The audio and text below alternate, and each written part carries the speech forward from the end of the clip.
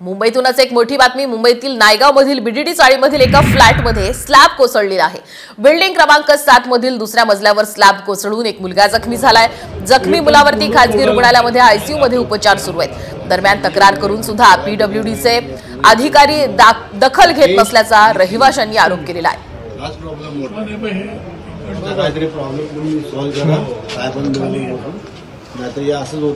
नाही आता काय प्रगती म्हणजे फास्ट झाले, आता थोडं अजून होईल। आता फास्ट आपण करून घेऊ पावसाळ्यानंतर।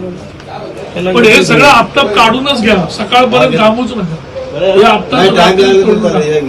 हे हा पिलरचं पण काढावं लागेल। आता 4-5 हे मुंबईतूनच एक मोठी बातमी। मुंबईतील नायगाव मधील बीडीडी चाळीमधील एका फ्लॅटमध्ये स्लॅब कोसळलेला आहे। बिल्डिंग क्रमांक 7 मधील दुसऱ्या मजल्यावर स्लॅब कोसळून एक मुलगा जखमी झालाय।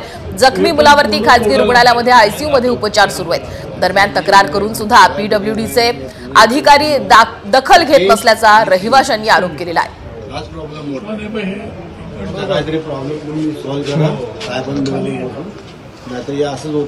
नाही आता काय प्रगती म्हणजे फास्ट झाले, आता थोडं अजून होईल। आता फास्ट आपण करून घेऊ पावसाळ्यानंतर। पण हे सगळं आपटाप काढूनच घ्या, सकाळपर्यंत कामच नका। हे हा पिलरचं पण काढावं लागेल। आता 4-5 हे